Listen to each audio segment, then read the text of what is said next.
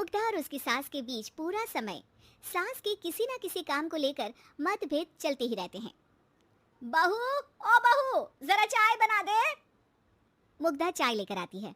ये लीजिए, और कुछ चाहिए? अरे नहीं, बस चाय पीने का मन था, जाओ तुम दूसरा काम करो। चाय पीने के थोड़ी देर बाद सास दोबारा मुग्धा को आवाज लगाती है। अरे बहू रे, आओ बहू, जरा हलवा तो बना दे, मीठा खाने को मन हो रहा है। इसी तरह मुग्धा की सास पूरा समय कोई ना कोई काम बताकर उसे रसोई से बाहर तक निकलने नहीं देती। कभी चाय, कभी हलवा, कभी पानी तो कभी दूध, हर समय खाने को चाहिए, और उसके लिए अपने हाथ पर बिल्कुल नहीं हिलाने। परेशान किया हुआ है इन्होंने। सास के जबरदस्ती परेशान करने की आदतों से दुखी मुग्धा एक शाम सचिन के साथ अपने कमरे में बैठी हुई बात कर रही होती है। सुनो जी, मम्मी जी की ये जानबूझकर मुझे परेशान करने की फरमाइशों से मैं बहुत फ्रस्ट्रेट हो चुकी हूँ। पूरे दिन में एक सेकंड का आराम नहीं मिलता। रसोई से बाहर कदम रखती नहीं कि बहू ये बना दे, बहू री वो बना दे। अरे इनकी फरमाइशें चलती ही रहती है। अरे मुग्धा, माँ खाने की शौकीन है, पर उम्र हो चली है, खुद खाना नहीं बना सकती, इसलिए तुमसे बोलती है। अरे तो शौक भी उम्र देख कर रखने चाहिए ना। समझ में नहीं आता, हर समय फेविकॉल का जोड़ लगाए सोफे से चिपके बैठी रहती है। इतना सब डाइजेस्ट कैसे हो जाता है उन्हें? अरे तुम मेरी माँ से इतनी नफरत कैसे कर सकती हो? मैं उनसे नफरत नहीं करती जी, बस परेशान हूँ। जहाँ मुग्धा अपने पति से ये सब बोल रही होती है, वहीं उसकी सास भी कमरे के बाहर दरवाजे से कान लगाए सारी बातें सुन रही होती है और अगली दोपहर रसोई में मुग्धा के पास जाती है। बहू, आज ना मेरा कुछ मसालेदार खाने का मन है, तो चाय बना दो, मुझे बहुत पसंद है। अरे ना, ऐसा कर लिट्टी चोखा बना ले, और हाँ, जितना मसाला बातों में मिलाकर पति को सुनाती हो ना, सब्जी में भी वैसे ही डाला करो, खाना स्वादिष्ट बनेगा। सास की बात सुनकर मुग्धा हैरान रह जाती है।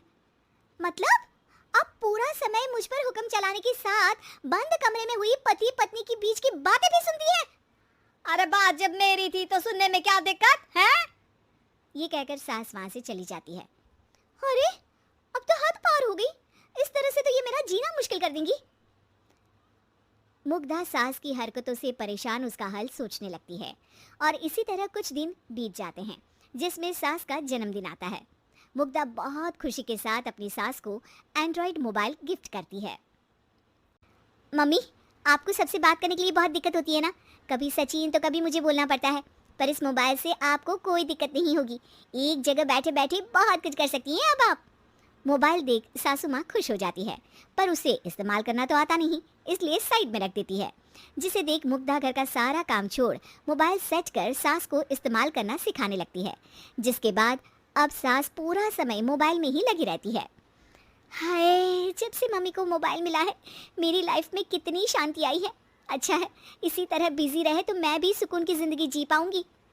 अब मुग्धा जब मन करे काम करना, जैसा चाहे वैसा खाना बनाकर खाना, पूरा समय रिलैक्स और खुश रहने लगती है। क्या बात है, आजकल तुम बहुत चहक रही हो। अरे मम्मी जी से छुटकारा जो मिला है, अब ना फरमाइशें ना छुप छुप कर बातें सुनना। अच्छा, तो मोबाइल गिफ्ट करने की ये स्कीम थी।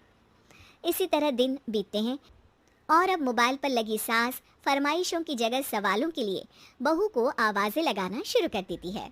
अरे बहू सुन तो, देख जरा किसी का फोन क्यों नहीं मिल रहा? रिचार्ज खत्म हो गया है, पर अभी 4 दिन पहले ही तो मैंने किया था, इतनी जल्दी कैसे खत्म हो गया? अरे मैंने कल तेरी कनाडा वाली मौसी सास से 3 घंटे बात की थी ना।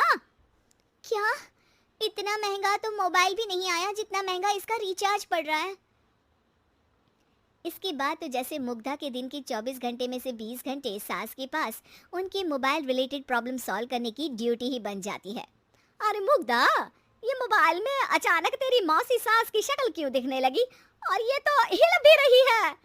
मम्मी, ये गूगल डुओ का वीडियो कॉल है, इसमें आप बात करने के साथ एक दूसरे की शक्ल भी देख सकती हो।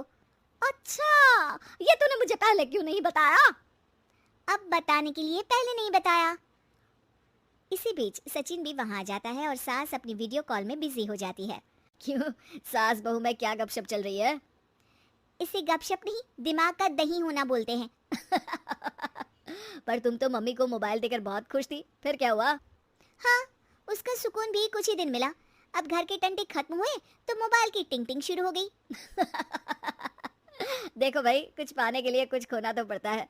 आखिर तुमने मोबाइल अपने फायदे के लिए ही तो दिया है, तो फिर सवालों के जवाब भी देने पड़ेंगे, क्योंकि जब तक उनके हाथ में ये फुंथरू रहेगा, तुम्हारी लाइफ में प्राइवेसी और सुकून रहेंगे। कहने का मतलब है, अगर इससे प्यार बढ़े तो दाग अच्छे हैं। अरे मुझे पहले दिन से ही पता है मोबाइल किस मकसद से दिया गया है। भूलो मत, इससे पहले मैं बातें ही सुनती थी। सास की ये बात सुनकर मुग्धा शॉक में और सचिन हंसता रह जाता है।